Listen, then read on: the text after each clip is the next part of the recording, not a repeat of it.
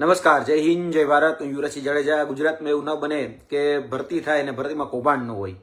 ફરી વખત એક ઘટના સામે આવી છે કે જામનગર ખાતે જેટકો દ્વારા જે ભરતીનું આયોજન થયું હતું લાઇનમેન એપ્રેન્ટિસ માટે, અને એ લાઇનમેન એપ્રેન્ટિસની જે ભરતી હતી એમાં ક્યાંક ને ક્યાંક છબરડા સામે આવ્યા છે. ફરી એક વખત જોવા જઈએ તો આ જે ભરતી હતી એમાં ખાસ કરીને પોલ ટેસ્ટ અને રિટર્ન એક્ઝામ એમ બે એક્ઝામ હોય છે. તો એમાં પણ અત્યારે જે કહી શકાય કે જે ઉમેદવારો હતા એ ઉમેદવારો સાથે છેતરપિંડી કરવામાં આવી, અને એમાં જે ઉમેદવાર દ્વારા ફરિયાદ કરવામાં આવી તો એમાં લગભગ અત્યાર સુધીમાં જે 35 જેટલા ઉમેદવાર હતા 35 જેટલા ઉમેદવારોને દૂર કરી દેવામાં આવ્યા છે. હવે તમે વિચારો, હું એપ્રેન્ટિસ એટલે જે શબ્દ બોલું છું ને એ તમે વિચારો કે આપણે આઈટીઆઈ કરતા હોઈએ છીએ.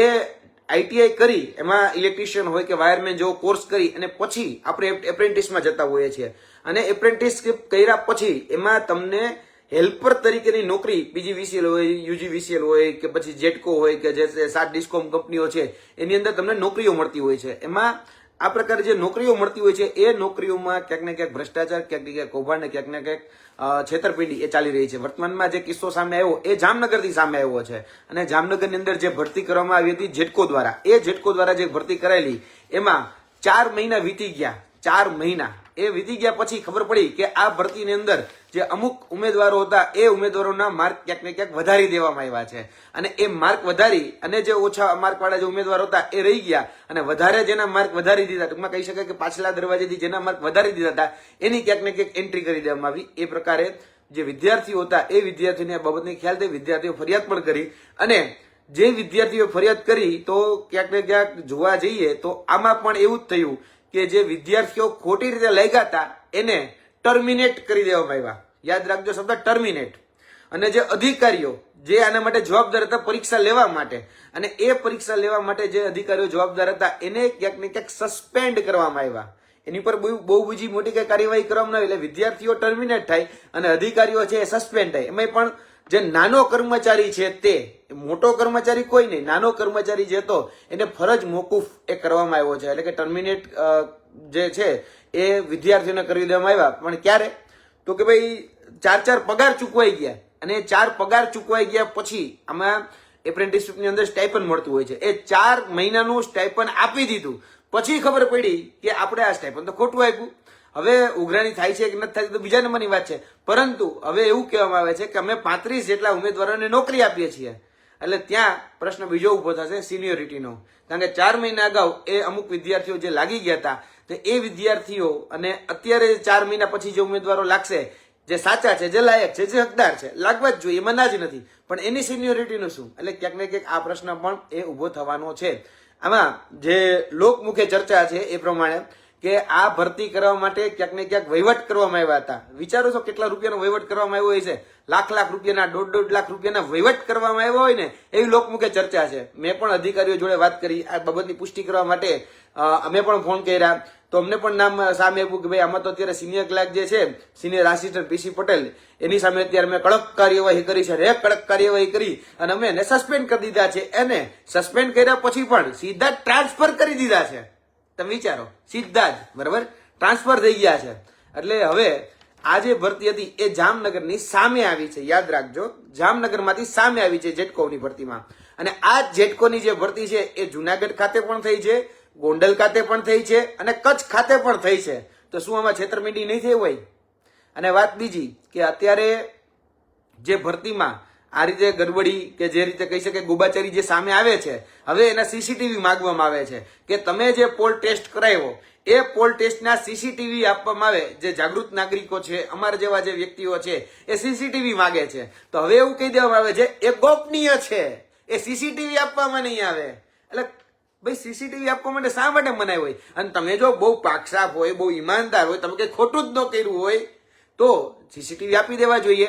કારણ કે ફરિયાદ જે પ્રકાર થઈ એ ફરિયાદમાં પહેલા એવું કહેવામાં આવ્યું કે ભાઈ ડમી ઉમેદવાર આવી ગયા હતા. ચલો કોઈ વાંધો નહીં, જો તમને એટલું ખ્યાલ આવી ગયો કે ડમી ઉમેદવાર એટલે કે મારા બદલે બીજો ઉમેદવાર જો પરીક્ષા દીએ હોય અને તમને ખ્યાલ આવી ગયો હોય તો તમારે ખરેખર સીસીટીવી રજૂ કરી અને એમાં કાયદેસરની કાર્યવાહી કરવી જોઈએ. કારણ કે જે રીતે જેટકોનું વર્ઝન છે કે ભાઈ ડમી ઉમેદવાર આવી ગયા હતા, જે રીતે ન્યૂઝપેપરો છાપે છે અને કહેવામાં આવે છે કે ડમી ઉમેદવારોએ પરીક્ષા આપી. માની લે ચલો 35 જેટલા ડમી ઉમેદવારે પરીક્ષા આપી અને 35 જેટલા ડમી ઉમેદવાર ખોટી રીતે આ પરીક્ષા આપી અને જે કહી શકાય કે ઠોઠ હતો એની પરીક્ષા આપીને એને પાસ કરી દીધો. જો તમે એ રીતે તમારું વર્ઝન જો સાચું રાખતા હોય તો તમારે તો આ સીસીટીવી જગ જાહેર કરી દેવા જોઈએ, પબ્લિક ડોમેનમાં મૂકી દેવા જોઈએ, જેથી કરીને દૂધનું દૂધ અને પાણીનું પાણી થઈ શકે. પણ સીસીટીવી એ મૂકવામાં નહીં આવે. કેમ? તો કારણ ગોપનીય છે.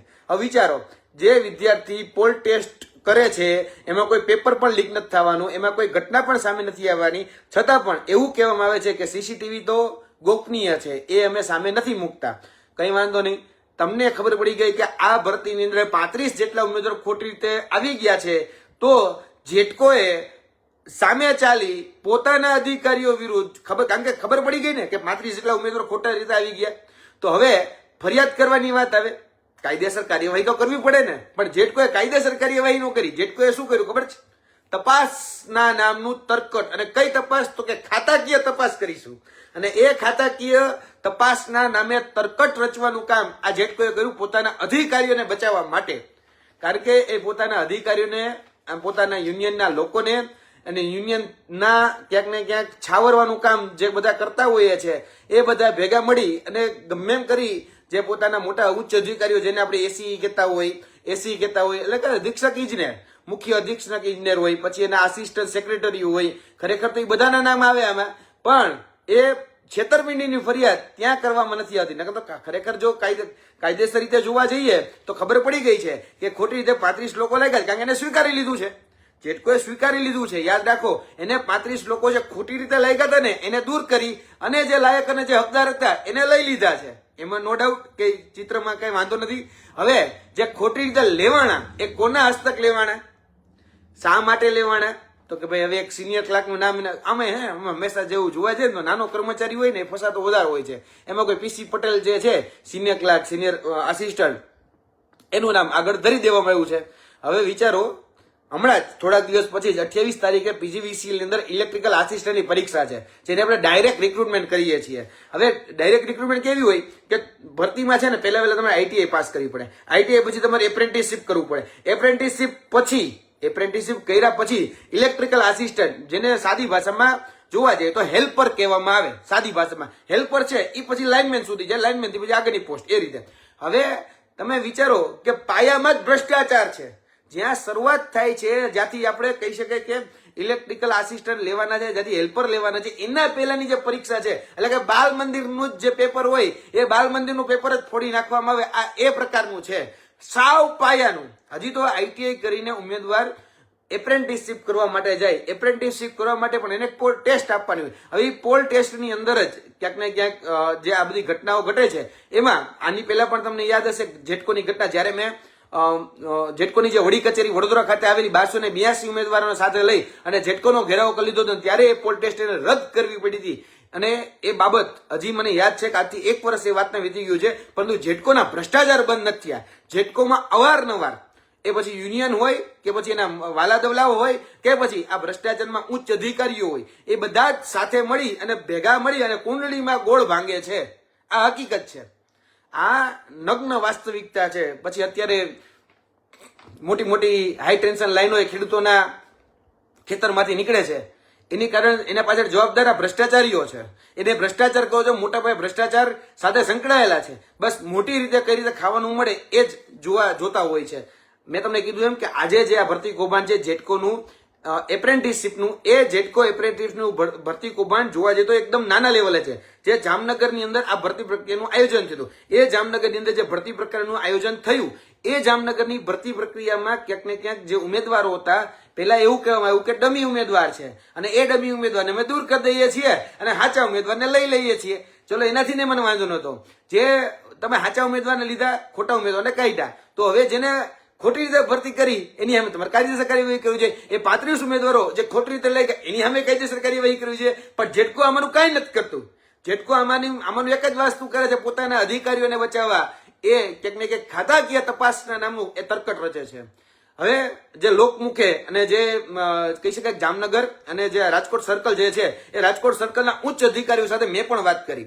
મેં કીધું છે કે તમારી વાત હું રિલીઝ નહીં કરું, પણ એ ઉચ્ચ અધિકારીઓ જેની સાથે મેં વાત કરી એને પણ એવું કીધું કે યુવરાજસિંહ, આમાં તો કોઈ જગ્યાએ 55,000 ના, કોઈ જગ્યાએ 80,000 ના, કોઈ જગ્યાએ લાખ રૂપિયાના વહીવટ થયા છે. એટલે સાચું શું એ ખબર જ પડતી. વિચારો, લાખ રૂપિયા ભરતીમાં, આ તો ભરતી તો કહેવાય જ નહીં, એપ્રેન્ટિસશીપ માટે લાખ રૂપિયા દેવા પડે, એવી કેવી કરુણતા કહેવાય. હજી તો આઈટીઆઈ કરેલો, આઈટીઆઈ કોણ કરે ખબર છે? અત્યારે જે પરિભાષા જે છે એ પરિભાષા પ્રમાણે આઈટીઆઈ બધા સારા લોકોએ પણ કરવું જોઈએ, હું સ્પષ્ટપણે માનું છું. પણ અત્યારે કઈ કોઈ વિકલ્પ ન હોય, કોઈ સોર્સ ન હોય, ત્યારે લોકો આઈટીઆઈ કરવા જતા હોય છે. અને એ આઈટીઆઈ કરી અને પછી જે જીબી ગુજરાત ઇલેક્ટ્રિકલ બોર્ડની અંદર અલગ અલગ જે શાખાઓ છે એ શાખાઓમાં ક્યાંક ને ક્યાંક હેલ્પર તરીકે, લાઇનમેન તરીકે નોકરી મેળવતા હોય છે. આ રીતે લોકો આઈટીઆઈ કરી પછી જીબી સુધી પહોંચતા હોય છે, જેમાં સ્કિલ ઓરિએન્ટેડ એને શીખવાડવામાં આવતું હોય છે ને એની જે કુશળતા છે એમાં વિકસાવવામાં આવતી હોય છે. હવે ત્યાં જ આ ભરતી કૌભાંડ કરી નાખવામાં આવે. આ તો નાના પાયે છે. અને હજી તો યાદ રાખજો, જામનગરનું સામે આવ્યું છે, જામનગરનું સામે આવ્યું છે. હજી તો જે બીજી ભરતીઓ થઈ છે એ ગોંડલમાં થઈ છે, બીજી ભરતી એ જુનાગઢમાં થઈ છે, પછી હમણાં જ કચ્છની અંદર ભરતી થઈ છે. કચ્છની અંદર ભરતીમાં અમે પણ પૂછવાનો પ્રયત્ન કરતો, એની અંદર પણ અલગ અલગ વાવડો છે કે સાહેબ કોઈ પાસેથી 1.5 લાખ રૂપિયા, કોઈ પાસેથી 2 લાખ રૂપિયા એ લેવામાં આવ્યા છે. અને હજી તો કહેવાય ને ભાઈ પીજીવીસીએલ જીએમ હતા, એ જીએમ ઉપર તો એસીબી ની લાંચની હજી તો લાંચ લઈને પ્રમોશન આપવાની તપાસ તો હજી ચાલુ જ છે. એ હજી પૂરી નથી થઈ. હજી જે અહીંયા જનરલ મેનેજર હતા પીજીવીસીએલ ના, એની ઉપર લાંચ લઈને પ્રમોશન આપવાની તપાસ એ હજી પૂરી નથી થઈ. હજી તપાસના નામે તરકટ એ ચાલુ છે. તપાસના નામે તરકટ હજી ચાલુ છે. ત્યાં આ મુદ્દો દબાવવા માટે ફરી વખત નવું એક આવી ગયું છે, ખાતાકીય તપાસ કરવામાં આવશે અને ખાતાકીય રીતે એક્શન લેવામાં આવશે. એટલે ભાઈ શું ખાતાકીય એક્શન? આજે છેતરપિંડી થઈ છે. આજે એ 35 ઉમેદવારો સાથે આજે 4 મહિના એને નોકરી મોડી મળી, એની સાથે છેતરપિંડી થઈ છે. ક્યાંક ને ક્યાંક લોકમુખે જે ચર્ચા છે એ પ્રમાણે ક્યાંક ને ક્યાંક પૈસાના લેવડ દેવડ થયા છે, તો છેતરપિંડી પૈસાની પણ થઈ છે. તો એ 35 ઉમેદવારોને ક્યાંક ને ક્યાંક પૈસા પરત મળે એ પ્રકારે પણ ક્યાંક ને ક્યાંક સંપર્ક કરવો જોઈએ અને પોલીસ ફરિયાદ દાખલ કરી અને દૂધનું દૂધ અને પાણીનું પાણી સાબિત કરવું જોઈએ. પણ જેટકો સર્વસત્તાધીશ હોય અને જેટકો પોતાને સર્વસ્વ રાજા સમજતા હોય એ રીતે અત્યારે ક્યાંક ને ક્યાંક કાર્ય કરે છે. એટલે આ ભરતી કૌભાંડ દિવસે ને દિવસે ગુજરાતની અંદર, ગુજરાતની નશોની અંદર એ વધતું જ જઈ રહ્યું છે. જેટકોમાં અત્યારે જોવા જઈએ ને તો હમણાં થોડા સમયની અંદર મોટું સ્ટાફ સેટઅપ આવે છે. લગભગ મને ખ્યાલ છે ત્યાં સુધી 2000 જેવી ભરતીઓ થવાની છે. લગભગ કહું છું કે 2000 જેવી ભરતીઓ થવાની છે, જે નવું સ્ટાફ સેટઅપ બનવાનું છે ને એમાં. પણ અત્યારે મોટા અધિકારીઓને બચાવવા માટે કોઈ આયોની નિમણૂક નહીં, કોઈ કહેવાય ઇન્કવાયરી ઓફિસરની નિમણૂક નહીં, દોષિતોને હજી પણ સજા નહીં, એનો બચાવ જ કરવાનો છે. જેટકો સામે છેતરપિંડીની ફરિયાદ થવી જોઈએ. જેટકો સામે છેતરપિંડીની ફરિયાદ નથી, જેટકોએ સામે ચાલીને છેતરપિંડીની ફરિયાદ કરવી જોઈએ, તો જેટકો એ કરવા તૈયાર નથી. જેટકો ખાતાકીય તપાસ કરવા તૈયાર છે. કેમ? કારણ કે ખાતાકીય તપાસ કરી અને પોતાના અધિકારીઓને કઈ રીતે બચાવી દેવા, કઈ રીતે આખો મામલો જે છે એ રફે દફે કરી દેવો, એ જ જેટકોની અત્યાર સુધીની જેટલી પણ ભરતી કૌભાંડો થયા છે એમાં નીતિ રીતિ છે ને એ આ જ રહી છે જેટકોની. જેટકો ભ્રષ્ટાચારનો અડ્ડો બની ગયું છે.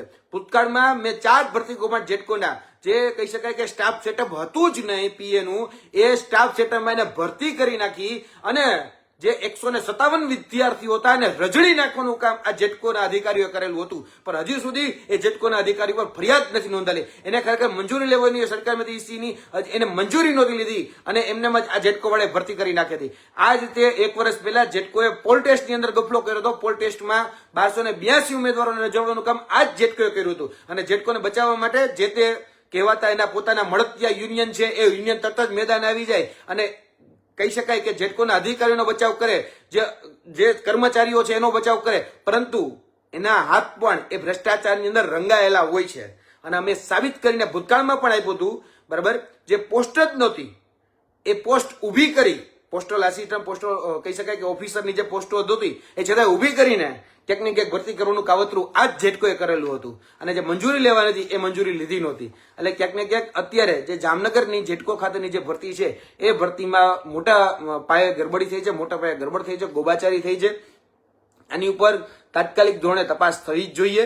જો તપાસ કરવામાં નહીં આવે તો યાદ રાખજો, તમે તમારી રીતે તમારા યુનિયનને બધા ભેગા મળીને પૂર્ણિમા ગોળ ભાંગી લેશો, એમાં ના નથી, પરંતુ અમે છોડવાના નથી. આ બાબત અમારી સામે આવી છે. તો હવે તમે જેમ કહો છો ને કે સીસીટીવી બહુ ગોપનીય છે, અમે નો આપીએ, શા માટે ભાઈ તમે નો આપો? અમે જશું કોર્ટમાં જઈને પણ કદાચ આની સામે લડત લડવી પડે તો એની પણ અમારી તૈયારી છે. બીજી વાત કે અમે ઉર્જા મંત્રી પાસે પણ જશું. ઉર્જા મંત્રીને પૂછવું છે કે જેમ કહી શકાય કે અધિકારીઓ જે રીતે કહી શકે કે સીસીટીવી આપવાની ના પડે છે, શા માટે ભાઈ સીસીટીવી નહીં આપવાના? એવું તો શું ગોપનીય હોય છે કે ભાઈ ચોરી થતી હોય તો સીસીટીવી પકડવા પડે એટલે રેકોર્ડિંગ કર્યા હોય છે, અને બીજું ક્યાં વિડીયો રેકોર્ડિંગ ઓલરેડી ચાલુ હોય છે, તો વિડીયો રેકોર્ડિંગની સચ્ચાઈ તપાસવા માટે તો વિડીયો રેકોર્ડિંગ કરેલું હોય છે, તો શા માટે ભાઈ વિડીયો રેકોર્ડિંગ આપવામાં નહીં આવે? એટલે એ ઉર્જા મંત્રીને પણ આગળના દિવસોમાં આ બાબતનો ખુલાસો પૂછવામાં આવશે.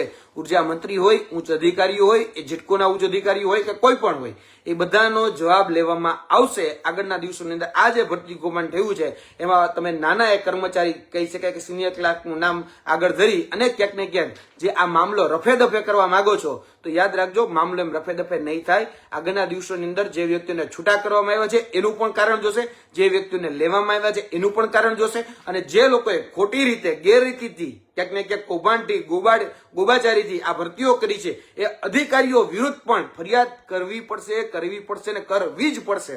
કારણ કે તમારા અધિકારીઓ જે છે એ અધિકારીઓની મિલીભગતથી આ તમામ જે તરકટ એ રચવામાં આવ્યું છે, આ ભ્રષ્ટાચાર છે, આ કૌભાંડ છે, અને ભરતીની અંદર મોટા પાયે ગેરરીતિ કરવામાં આવેલી છે.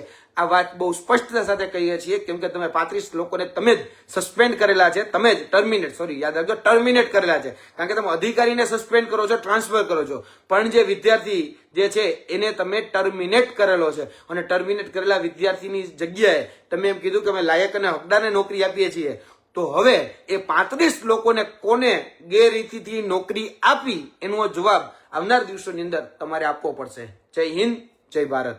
અને આગળના દિવસોની અંદર મોટી ભરતીઓ આવી રહી છે, પીજીવીસીએલ ક્લાર્કની પણ ભરતીઓ છે, જેટકોની પણ મોટા પાયે ભરતીઓ થવાની છે. એમાં આ ભ્રષ્ટાચાર કે આ કૌભાંડ કે આ ગેરરીતિઓ નહીં થાય એના માટે શું એક્શન લેવામાં આવશે એનો જવાબ પણ જોશે.